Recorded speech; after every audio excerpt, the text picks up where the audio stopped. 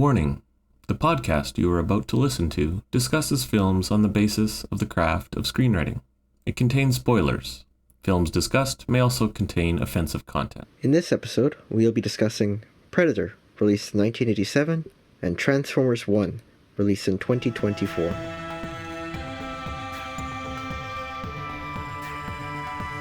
Hey, and welcome back to another episode of Jay and Dave Went to Film School podcast. This will be episode 16. So yeah, making our way in the world, aren't we? Already 16. Man, the numbers just keep going up. They don't stop. They are, yeah. We're going to be celebrating our, I believe it's, no, hold on. It's not a quinceañera, would it? Because quinceañera is the 15th year, right? I am not familiar with that term. Is that an anime term? Or like a Japanese?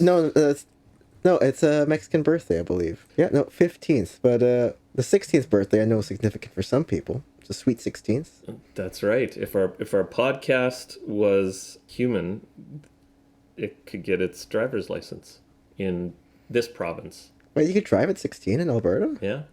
You can get your learners at 14 and drive at 16. Could kids even see over the steering wheel? I think it has to do with the fact that in kind of farming culture, you use more vehicles from a younger age because you're helping out on the farm, at least historically. And so then that just kind of got into the systems of Alberta. And so that's just how it's been. I mean, I know my dad, who grew up on the farm, talked about driving farm vehicles at like a lot younger than 14. I mean, I feel like that probably wouldn't fly over here. Like, 9-year-old Timmy was operating the combine harvester. But like, I don't see how that translates over to like operating like a Tesla on a highway. Yeah, it's one of those mysteries. It seems to work.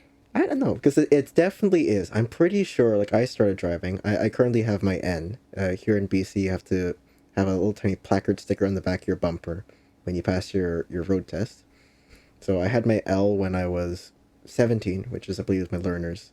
And I'm pretty sure I got my N when I was 18 as well. I mean, yeah, you can probably start kind of young, now that I think about it. But honestly, I feel like it's on the basis of just, like, your own personal road sense. So if you're like a smart 5-year-old, I'm fine. You can operate a Mustang down the highway.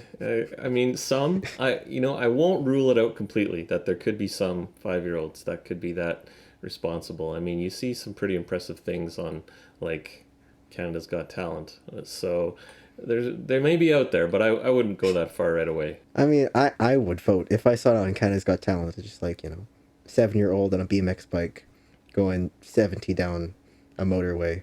I'd vote for him. That's the winner. So we are going to do another genre episode today. I was thinking of trying to find a good segue between car racing and action. Fast and the Furious. That would have been a good segue. A yeah, that is true. Yeah. Car chases are highly present in the action genre. Though, interestingly, not so much in the two that we watched today. Honestly, I was talking about this earlier before we started recording. We could honestly consider this part 2 of our sci-fi spectacular, which is your favorite genre, because we have Predator and also Transformers 1. But I think, arguably, there's definitely more of a argument to say that Transformers 1 is a sci-fi, but Predator kind of seems to me not your typical sci-fi. It definitely leans more towards action. And you know what? Even the Transformers film, I would say, is heavily action. It may, by definition, be a sci-fi genre film, but it's actually quite a bit action. I felt like it was a good choice for the action episode. Yeah, no, I love the fight scenes in Transformers 1. And yeah, action is, like, apart from comedy, is probably one of my favorite genres to write in as well, because ever since I took the action class with Sarah B. Cooper, who directed the Tomb Raider movie with Angelina Jolie, which was really cool to have her as an instructor. It was super cool. She didn't direct it, though. She wrote it. Oh, sorry, she wrote it. Right, wrote it. Which, honestly, right, I was always tempted to, like, talk to her about it, like, because it was notoriously kind of a movie that got panned by both critics and audiences. So I've always wanted to ask her like about like, how does that feel as like from a writing perspective. I think it was kind of cool that she did acknowledge it a little bit during her talks. Like she showed us the original scripts where she had Mm-hmm. Lara be a little bit more, I don't know, a bit more I, of a I've, character. I felt like, yeah, her original script had a lot of like better moments in it that they cut. It really is a shame, and Yeah, so it's something you hope doesn't happen to your work, but it's like often a reality, I'm sure. yeah, so I was at least a little bit relieved that it was like classic like, corporate interference into a creative project that kind of made that movie what it turned out to be. But tangent aside, my favorite moments from that class were just learning how to write like a really effective action scene. Mm-hmm. Because like we used Jackie Chan and we also used like a couple. I forgot what movie it was, but it was one with. It's on the tip of my tongue. That kung fu action movie with the people who kept flying around with swords. Oh, Crouching Tiger. That's it. Yeah, I love that we were talking so much about how you can still break those down into individual scenes that it's two diametrically opposed characters, each with their own backgrounds, personalities, skill sets. You Mm-hmm. put them in a setting, and you're still trying to tell theme. You're still trying to do character development, even though it's essentially like this is just where Hollywood gets to be Hollywood and has the blockbuster, stunning effects in it. Yeah, there's always more to it. Like it's not just the. I mean, granted, there are some movies that are just very shallow, and it's just about the special effects and the flashes and the bangs. But a good action film, when you're doing those actiony parts, you're still trying to put in what you're describing. Those bits of character where the battles each have meaning, where the battle that this person is in is like there's a reason why this person is facing off with this person, and they're like Hmm. specially geared to fight against each other. You try to set it up Yeah. so that someone's skill set is the exact skill set that's needed for this battle, and then they use that skill set. You kind of have to build in those types of things to your characters and to your film so that that's paced out. Actually, I have to ask, right? Just like off the cuff, would you say you have a favorite action scene from like any movie you've watched in the past? That's a good question. I'd probably have to like look over my whole collection and with that in mind because I haven't specifically thought about it before, like an action scene, single scene. What would be my favorite? So I couldn't answer off the cuff. Sorry. I guess I have like a little bit of an answer, right? Because I'm really biased towards chase scenes Okay. to Mm-hmm. music to specifically music.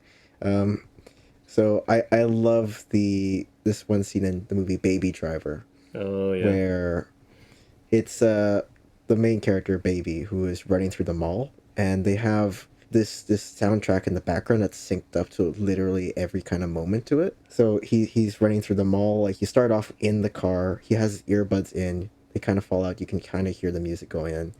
And when he runs through the mall, you hear the music change when he enters different stores, car door slam on the beat. It's a really fun way of like both utilizing your environment because he like disguises himself halfway through, falls apart in mere seconds, but it was a masterclass in both editing and sound design, and just action in itself. And the car chases were good too. The car chases were pretty cool as well. It opens at a pretty cool one. I love, actually, I can laugh at this scene a little bit. The way it opens is Baby's getaway car is red, and he ends up tricking the police helicopter by just finding the other sole two exact red cars driving on the highway, Mm-hmm. and does a little bit of a switcheroo under a bridge. Yep. So, incredibly convenient timing, but a fantastic, fun action scene. Another example of using the kind of the skills of your main character and putting them to use in kind of novel, unique ways that are Exactly right. yeah. And yeah, I was gonna say, right, I always find myself using the word fun whenever I describe action scenes. Because, like, I'm trying to think about it now, but I can't really think of how you can make an action scene boring, even if you do it kind of bad. I guess if the fight scene, like, lasts, like, a couple seconds, it's underwhelming. You kind of have to give it, like, room to, like, catch your eye, entertain you a little bit. If you feel nothing towards any of the characters in an action scene, that's maybe when explosions aren't enough to make up for those weaknesses. I'm Yeah. trying to think of now, like, a really, like, a good example of a bad action movie. Well, there's definitely a lot out there, but Because, like, even, like, I've seen, like, cheesy B movies, and, like, even then, there's, like, a little bit of, like, fun in just watching, like, a subpar movie like that, and still seeing them, like, earnestly try to, like, create something really, really cool. yeah, there's every so often there's one that's kind of self-aware that it's a B movie, like Hmm. Sharknado. I actually have. That was a really fun time for me. I watched it because I wanted to see how they did the CGI of it. Honestly, from a technical perspective, it's eh. But from a script writing perspective, one of the it should have won the Oscar in my opinion. Better than all the shark movies and tornado movies combined. Definitely self-aware B movie, and it was fun. Like the how ridiculous some of the like story or writing choices were. Yeah, exactly. There was a guy in an office somewhere who's like, "We'll have a scene where a shark flies at a guy and he's holding a chainsaw, and he'll cut the shark in half as it's flying towards him," and I respect him for doing that. Yeah. Yeah, sometimes you just need to turn the mind off a little bit and be entertained with the ridiculous. I was going to move away from Sharknado, so if you have another Sharknado comment, No, no, no, no, no. I, The Sharknado has come and gone. We're good. the meat and potatoes of action movies was I was going to bring this up too of how much I appreciated Sarah's class, and I learned a lot from it. She stressed how there's a lot of conventions that go into action films that are pretty standard. They're pretty much present in any action film, and the more you can put in of these conventions, the better. And it's how you kind of build a strong action story where it's not like obviously you've got your main plot, your story, but to make it an action film, you actually have to weave in these elements, genre elements. So things like ticking clocks, reversals, false victories, rug Mm-mm. pulls, things like that. Do you remember her talking about those? Yeah, because like I guess that's probably a way to answer my question, like what makes an action scene boring, and it's just like straight fighting.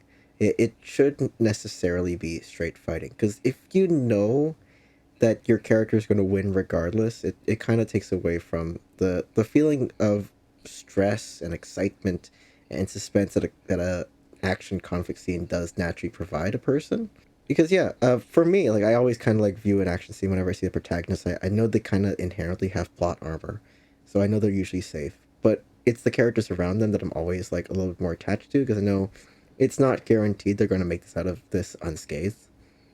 So yeah, finding like new ways to surprise people through different Mm-hmm. action scenes, whether that be through, killing off a character you knew had the skills to beat the villain in this situation, or having the villain come up with a really clever way that the protagonist didn't even see, or even having those things like the ticking clock, as you said, having a constant countdown. Like Speed is an incredibly good action movie for that. Having this 60 kilometer an hour or mile per hour limit that they have to stay over, or else like a bomb will go off. Yeah. So it's constantly adding in those, and it's constantly adding in all those emotions people naturally feel and almost exaggerating them or exemplifying them to just make it a thrilling experience. 'Cause like I said, action scenes are incredibly fun. They really tap into those inherent human emotions, like riding a roller coaster or bungee jumping. Yeah, yeah. It's there's a lot of tension that can be built in. It's another staple of action. I would say is trying to build up tension where you're feeling like you need to escape or you need to face kind of a tough challenge and you don't know how you're going to do it. I don't remember if Sarah even talked about this one, but I think one of my other favorite kind of subgenres of like action scenes are David and Goliath type scenes where you know you're going up against a foe that's much more stronger than you, Hmm. like full underdog type situation, and then they do end up pulling through. Yeah, And and usually it's because of something that the antagonist doesn't really think about, whether through intellect or some other fact that the protagonist knows, and they just use it against them. And they're always cocky. There's like a little bit of Schadenfreude when it comes to that scenes as well, when you see the small guy pull out. Yeah, there's so many different ways of writing an action scene. yeah, or like an action premise, like what you just Mm. described, is basically kind of the stripped down core premise of Predator. This team of commandos who normally you would say, well, those are the toughest that are available, and yet they're pitted against this outer worldly being who is even more strong, skilled, and with technology, Yeah. and basically outclasses them. And even when it gets down to the end, where it's kind of just one on one, it's David versus Goliath, because even Schwarzenegger in all his glory is still a squishy human. They did an incredibly good job of making what is essentially the cast expendables look incredibly small. To if I really, really break it down, and like I'm sorry if you feel this way if this makes you hurt, but like Predator honestly isn't as intimidating as like other, I guess, almost monster movie type characters. Because like again, like the context of this is like I haven't seen Predator before. Usually a lot of the movies you recommend me I haven't seen or only kind of know about it because it's in the pop culture zeitgeist. But I really thought Predator was like a horror movie to begin with, Oh, okay. and he does have a he has an incredibly like intimidating design. Like he's got the mask, he's got the weird face thing. I've seen him in Mortal Kombat where he does like some really cool action moves. But like watching him, he didn't really like strike me as like an incredibly skilled fighter. His whole thing is just he just has advanced technology. Yeah, Like all of his kills are mostly due because of his homing missile like gun thing on his shoulder. He's got his claw. And like even when he has this final like bare-fisted like man-on-man fight with Schwarzenegger, it's not like he's throwing roundhouse kicks and going all kung fu. He's just kind of doing like almost to the extent of like Big Show in WWE, if you kind of know what I'm talking about he's here. kind of like Where a wrestler or a street fighter. Yeah. yeah, he's just an intimidating wall of flesh that like you punch him and like it doesn't really do anything. It's like And who that's looks his scary. strength. Like he He looks looks yeah, he pretty. does have that.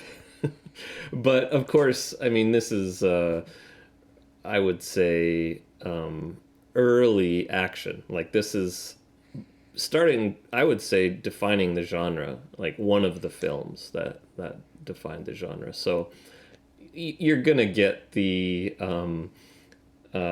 sense, and I'm not surprised that you got the sense that it doesn't compare to kind of more modern, because now the action formula is very streamlined, and you're not going to get clunky villains. They're going to be very fine tuned with all of their abilities. I did look because I watched this on Disney Plus, and they have every single one of the Predator films on there, including the animated, the latest 2025 one that you actually watched before me, which Which is we will do in the another one episode because it's pretty good. 100%, yeah. One of the rare instances where we flip again. You're actually recommending me an animated movie because yeah, I did end up watching the trailer for that, and Predator kind of feels a lot more of an intimidating fighter instead of just a technologically superior like huntsman in the African savannah. Hmm. He's actually like jumping off of walls and like spinning around blades and stuff like that. I don't know if that's gonna be the same Predator, like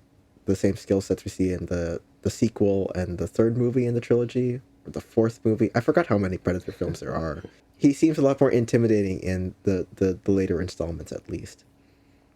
Well, it is meant to be the same being or species, I should say, Yeah, with kind of the same base skill set and attributes.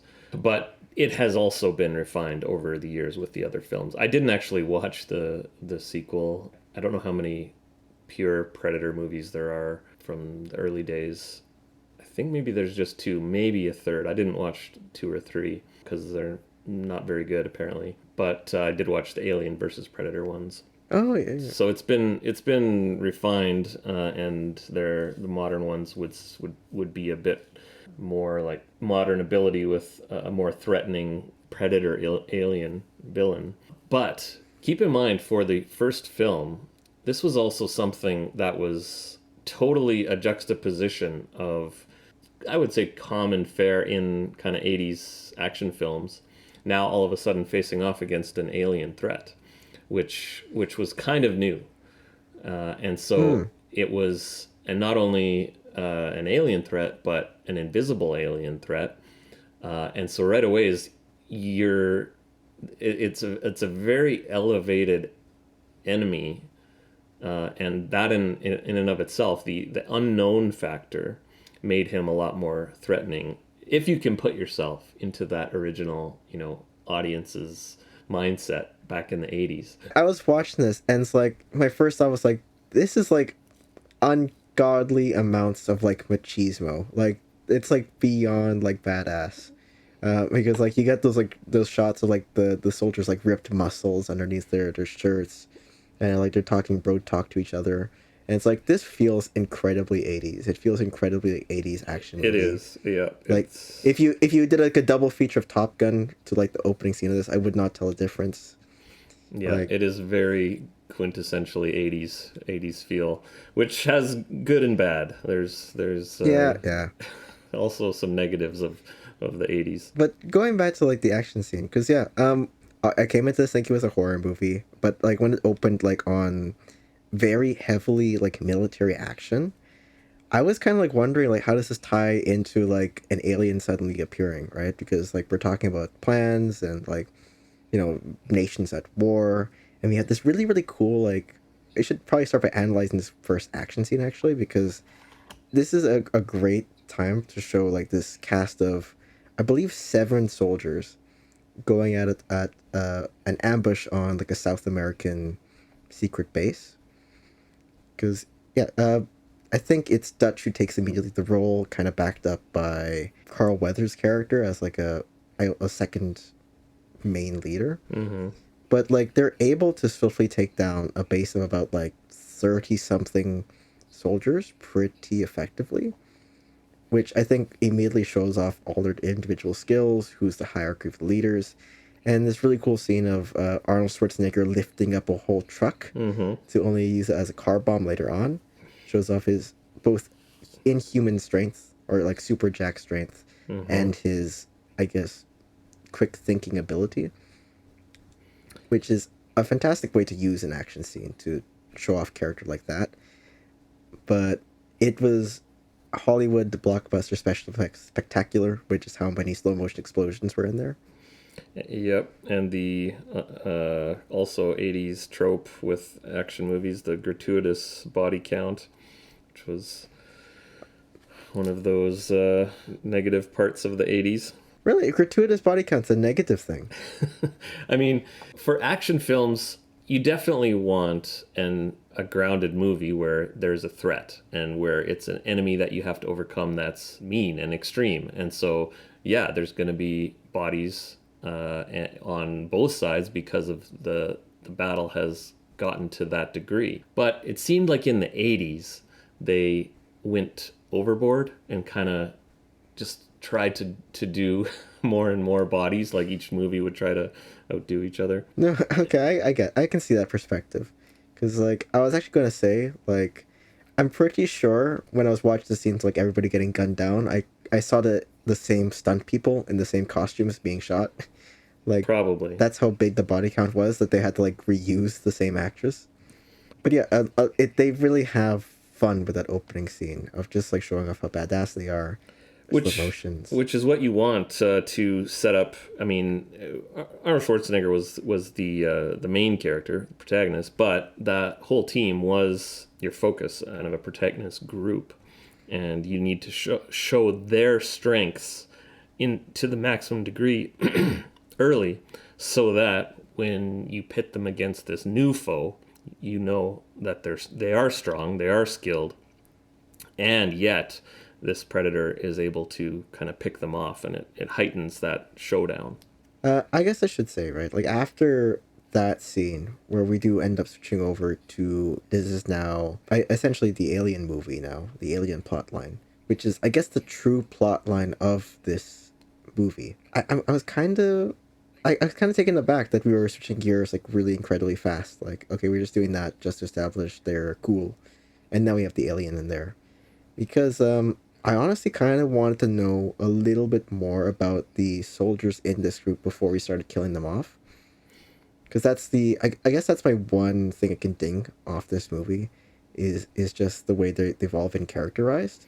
Yeah, they were all Uh, very tropey, like hardened soldiers. because like I didn't get a good sense like are these all like was this like a long lasting team? Have they been thrown together kind of like in a jumble before this just for the mission? Because like I know that Mac and Blaine, the big guy and his friend, they have a history because when Blaine gets his entire thing blown up, Mac's the one who's mourning his death. But the other characters who die, I don't think there's any. Yeah, There's no emotions on that level no. to Blaine and Mac. Yeah, I just kind of wanted to know more because like when Hawkins died, like the first guy is the kind of the tech dude. Like it didn't really hit any of the characters more than like oh a guy died or something in the Yeah, woods. Because yeah, I like developing bands of characters. I like the adventuring party kind of trope. So I like knowing the different interpersonal connections between characters. But I get because you know it's 80s. These are all stock characters. They were kind of designed to be expendable. You know. yeah. So I mean, it shows us as writers that obviously there's genre conventions and there's like a demand for genre films, Hmm. but if we can put in that next level where we add more characterization, it only benefits the film. Yeah, yeah. Because I was gonna say like whenever I make like criticism of this, it's like I feel like the writers didn't have in mind that they wanted to have very fleshed out characters. It was almost like a choosing your own battle type situation because you know they only had like 2 hours to play with, and that's like 7 guys you had to go through entire backstories for if you wanted to go that route. That being said, I'm pretty sure there's still ways to subtly throw in moments of characterization, even for small roles like this, whether that Exactly. just be through dialogue, even like a picture. I think there's definitely like a couple movies I know that have used like old photos to establish long-standing history between different characters. Like I think Top Gun did it, where they have like a photo between him and the rest of his crew. Yeah, you know what? I think that's what the writers' challenges, or like what good writers can do, is just with the simplest of mechanisms, build in that characterization in like a really efficient way. If you can Yeah. construct it well. Another thing we should know as writers is that the audience. I mean, I feel like the average audience member has to have a decent level of intelligence, and they're able to string together a series of pictures together to come to an understanding like that. They had a scene in the helicopter where you know everyone's together, we get their personalities and stuff like that. But like you know, you could have thrown in some banter of like, oh, you know, that scene like almost like in Avengers where we have Hawkeye and Black Widow. Their constant line of like you know it's like Budapest. Like this whole thing's like Mm-hmm. Budapest. Mm-hmm. They could have had like you know remember those past adventures you went on? Those were great. Exactly. Even that would have sufficed for me. But Instead, yeah, they went for the low hanging fruit of like crude jokes, the sexual innuendo kind of guy. yeah, the sexual innuendos and also like you know you coming up to me, bro, like that essentially like, you know guys going against guys machismo type things. Because yeah, which is honestly a shame, right? Because if I'm gonna keep going on my route about talking about the characterization, Dutch, who is Schwarzenegger's character, doesn't have that much of character development throughout this whole movie. I think he starts off incredibly strong. He starts off incredibly smart, and he's still kind of that by the end. Like he goes full MacGyver Mm-hmm. to take down the alien at the end. He goes full MacGyver to try to take him down in the middle when he saw his party with him. And you know we did see that he does pick up the truck to take down the soldiers in the beginning as well. So we know he's still strong and smart throughout the whole thing. Yeah, they used his strength as a ongoing, like a few times anyway. Like Yeah, basically the truck, showed he was strong, but then at the end when he has to pull up the tree trunk, which kind of is the final mechanism to defeat the predator, he had to use his strength to lift that into the air. with the rope. And that's what audiences wanted back in the 80s when it came to Schwarzenegger. They just wanted to watch Schwarzenegger. They didn't need character development. No, that's true. Because like I was gonna actually talk about it a little bit, but I Predator was actually a movie series my dad liked. Also, we actually had the DVD, so I was tempted to just use the DVD to watch it, but I didn't want to spend 30 minutes digging through my dad's collection to find it. So that's why I just watched it on Disney Plus.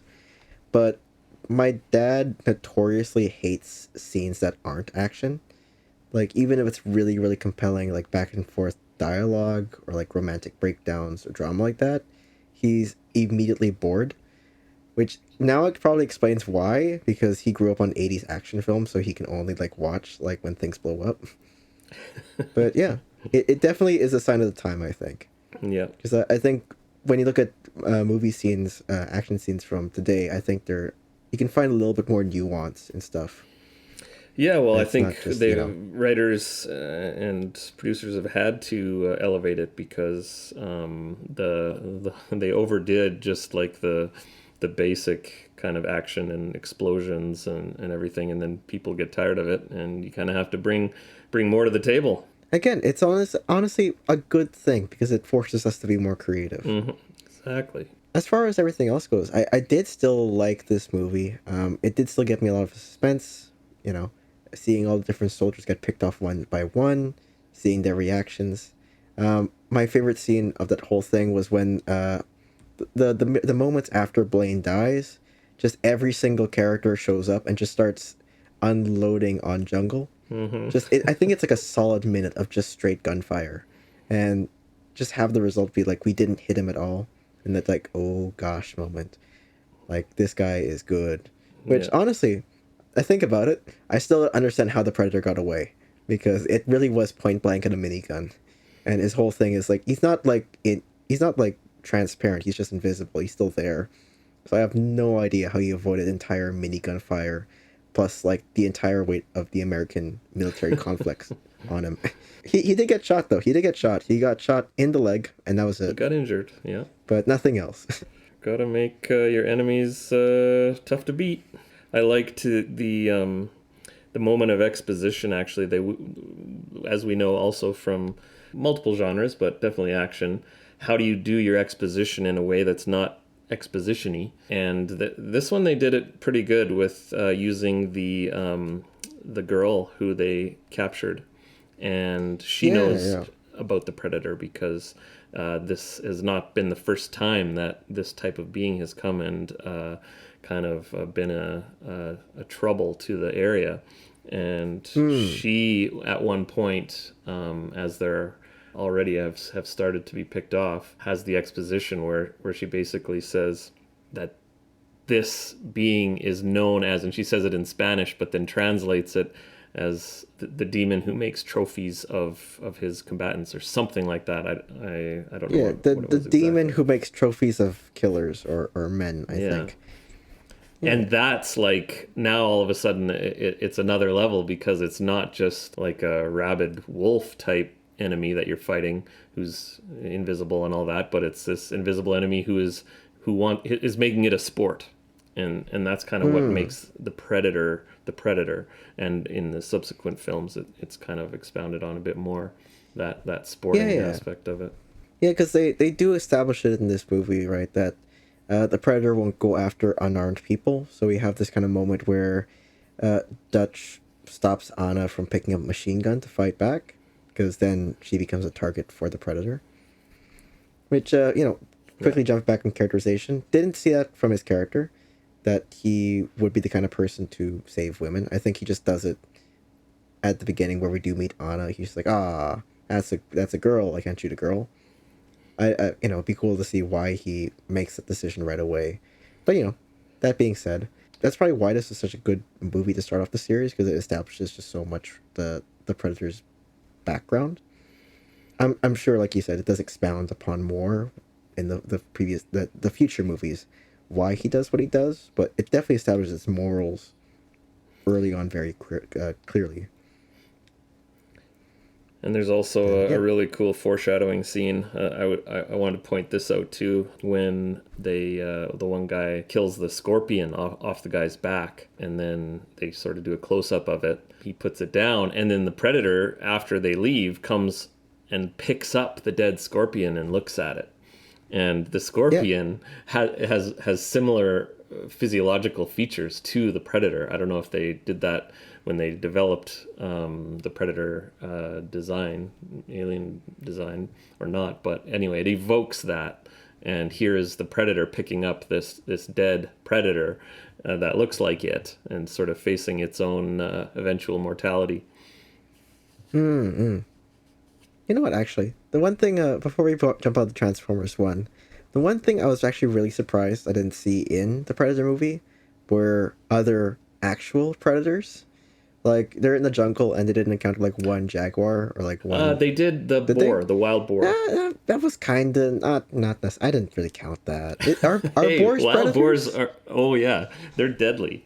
Actually, Are they? Did they actually go out of their way to hunt things? yeah, is my understanding. Yeah, in certain countries of the world, it's like you don't want to meet a wild boar. Well, I didn't realize this could be the National Geographic episode as well. But, like, yeah, no, okay, fine. All right, I'll give you that. But still, like, my mind jumps immediately to, like, jaguar, leopard, anaconda.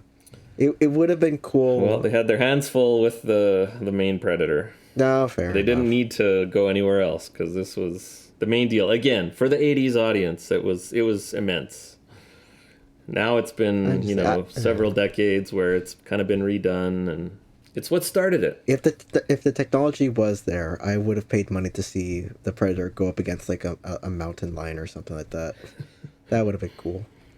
Full, like, RRR style. Well, But, I yeah. look forward to when we do the animated one because there's a lot more Predator skills going. No, 100%. It looks amazing. But yeah. And a few notes about, just to finish off, about the script writing side of this film. First time script by the writers, John and Jim Thomas, I think it was. First time script. Took them a while to sell it. Eventually, the way they got it done was by, after getting turned down a whole bunch, or not getting chances even, they slipped it under the door of a certain producer. And that's how it got eventually into production. Well, that's cool. There's always that method. That's amazing. They their first ever credit was, like, a pop culture standpoint that was the scene that generated, like, the most Arnold Schwarzenegger one lines. Yeah. Yeah, they Damn. penned We didn't even talk about that. they penned "Get to the chopper," They panned "Get to the chopper, kill me, I'm right here." and, And, if it bleeds, we can kill it. Oh, and the very, very famous, the bro, like, handshake that Yeah, Carl that's right. Weathers and Arnold Schwarzenegger. So yeah, overall, I think I'd give this movie, like, a 3.5 out of 5. It was a solid action movie. And that's probably what I would give it to. It's very formative for the genre. It's not like the best, but it's formative. Yeah, it's where we started. It's the baby steps. Yeah. You know, it's a great movie to compare to modern day films, which Transformers One is. Yes, Transformers 1. I really enjoyed this film. I didn't know much about it. I am from childhood, a huge Transformers fan. I will say, other than the first modern day Transformers film, didn't care much for any of the modern films. Good childhood memories, and so now, of course, CGI film. What's this going to be like? I found that I really enjoyed it. Yeah, it was a surprising watch for me as well. I didn't expect to like it as much as I did, but it's got some charm to it. Yeah, exactly. I would say it's probably geared for a younger audience, but No, 100%, yes. they manage to have quality writing, I would say. Because you can have a different, when you're talking about young adult type films, there can be a range of how good the writing is. I would say this one was high end writing for that Yeah, no, I get that. demographic. When it comes to, like, the the very dramatic heart-to-heart scenes between like Megatron and Optimus Prime, you can kind of see how it gears up towards an older audience.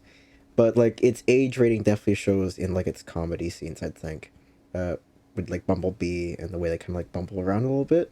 But yeah, no, it still got some really good drama. Like once we get to that end scene with the, Mm-hmm. uh, because it's a prequel to at least the Michael Bay films. Well, and an Uh, origin story is what it was. yeah, and the oranges. And so that I didn't know, and I mean I don't know if there was that in the original Japanese cartoon, that there was that backstory, if they had thought back that far, or if they just made it for this film.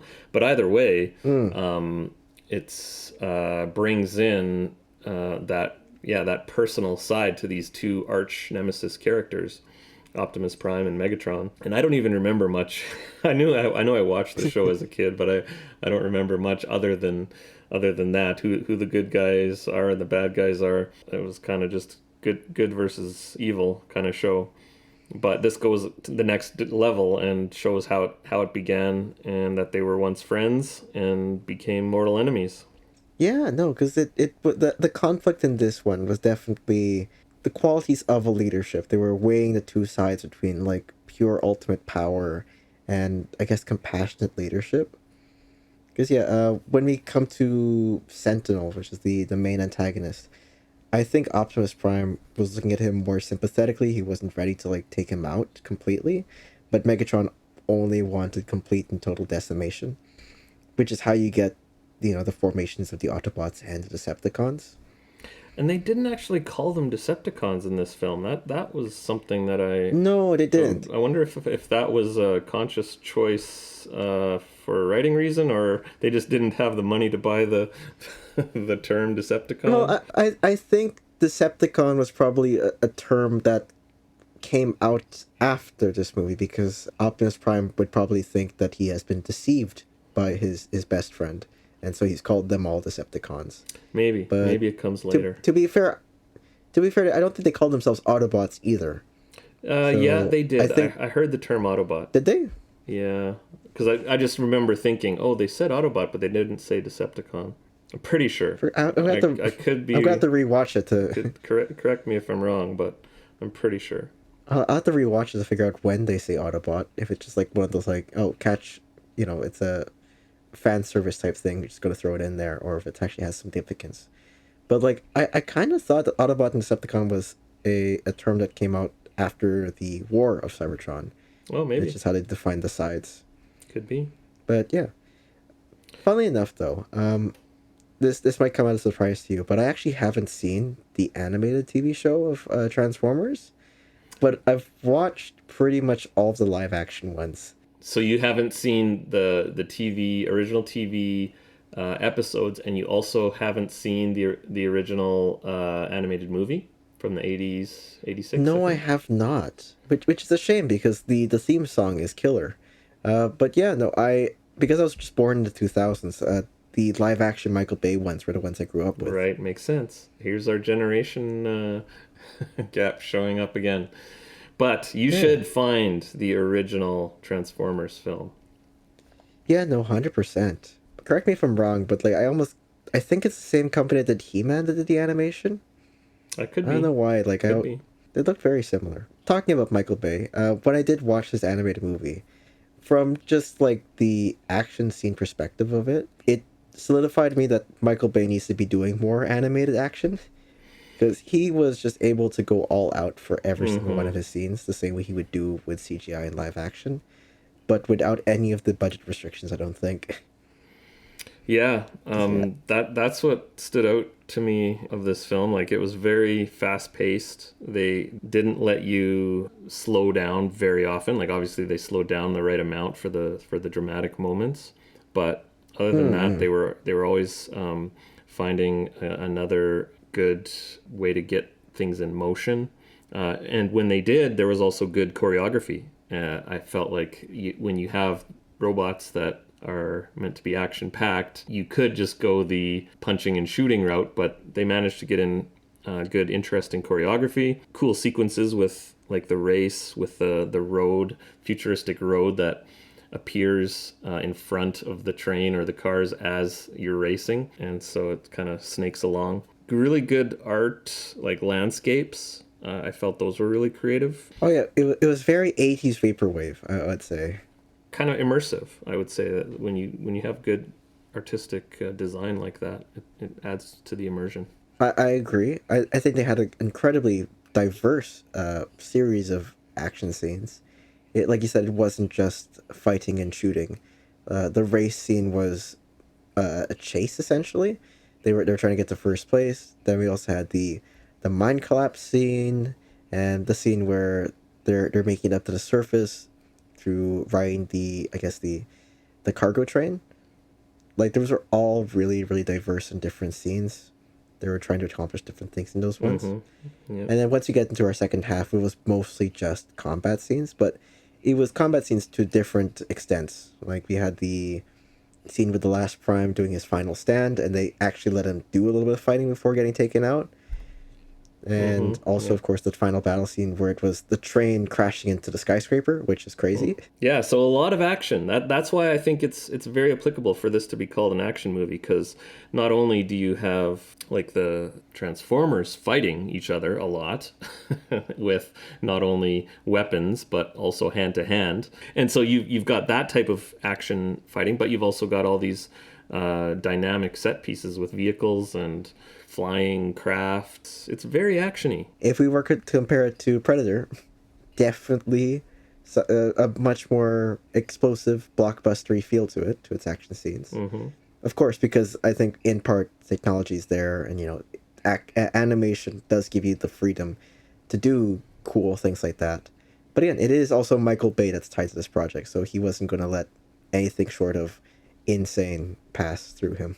And the writing was Right? was quite funny. That was the other thing that I appreciated about it was I was pleasantly surprised with how many times I laughed that they managed to squeeze humor out of the situation. Often it was with B. His pet robots were hilarious. His a lot of his one-liners like, "Oh yeah, easy, but it won't be easy." Other things like that. He was really good comic relief. Voiced by Keegan Michael Key as well, Right, yeah, that's right. so Really good all-star cast for definitely this one benefits from too. that. Yeah, Scarlett Johansson's in it as well. I Mm-hmm. think Chris Hemsworth. Yep, Might be wrong about that. and Yep, there was. John Hamm. Which, always surprising whenever you get celebrity voice actors for animated movies like this. But yeah, like you said originally, because action scenes can't just be about the fist fights and whatever. I think you said that you really like the dynamic between Optimus Prime and Megatron.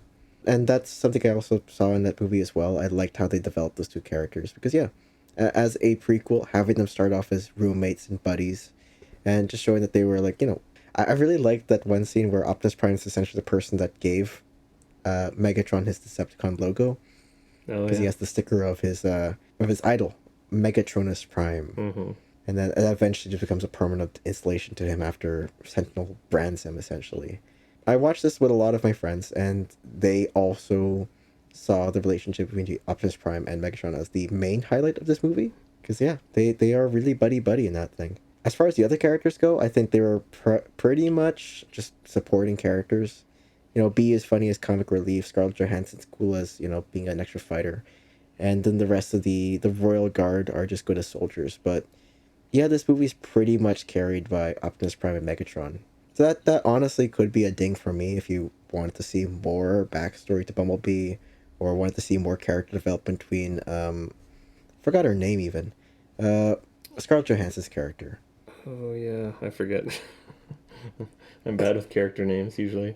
I think there was even like a sub romantic relationship between Optimus Prime and ScarJo's character, but we don't really get to see too much of that. Could be some other things to work on in that movie if you really wanted to see it in a sequel to it.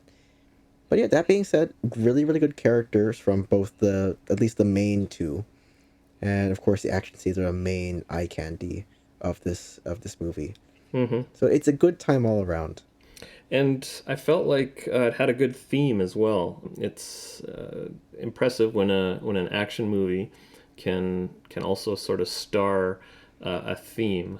I would say not it's not so much present in like a Predator film, but in this one they had a strong sacrifice theme, and not just sacrifice, but sacrifice leads to transformation. And action is the perfect place to honestly explore and test theme, really. Two characters fighting over each other have to be diametrically opposed, and that's usually where your theme resides.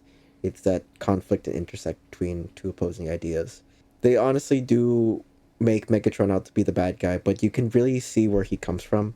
He is a sympathetic fallen villain, and you can kind of see the heartbreak that happens when Optimus Prime does have to eventually take down his best friend. But yeah, you see he's gone down the wrong path, and Optimus Prime has come out the just one at least. And yet he's also still consistent with his own character, and he lets Megatron go. He basically definitely condemns his actions and his stance, and basically banishes him, but is inconsistent with himself. Doesn't kill him, but goes the banish route. Honestly, yeah, I don't remember if Sarah B. Cooper talked about it at all. But when fighting scenes don't just end off in like, yay, we did it, we beat the bad guys. When there's kind of a feeling like we won, but what do we have to sacrifice to do that? I think that's when you can make a really like incredible high followed by a low like that. It plays with your audience, and that's usually a good sign of good writing. And honestly, it's something that we should probably both aim for, to always put emotion into, or at least thinking about how our audience is going to react to it emotionally when we do write scenes like this. So yeah, I'd give this a 4 out of 5. I really enjoyed it. Yeah. I also have to agree with that. 4.5, 4 out of 5, if not 4.5 for me. Honestly, can't wait for the sequel to come out, and I kind of hope that, I'm pretty sure they are slated for another one at least. This animated style, I think, really suits the Transformer genre going forward. Another episode in the bags, I guess. The conclusion to our action episode, ending off with a pretty solid bang. We're getting through those genres, and I guess we'll see if we continue that next time, or if we have a few other kinds of episodes. You'll just have to tune in next time to find out. It'll be a mystery, which either will be the genre or just me saying it's going to be a mystery because we don't know. A good tie-in may or may not pan out next time, but we'll see. For now, I guess this is Jay and Dave signing off. That's a wrap. Special thanks to Niranj, who made the intro and outro music for this podcast. You can find him on Instagram at his handle @NiranjD. That is @NIRANJD on Instagram.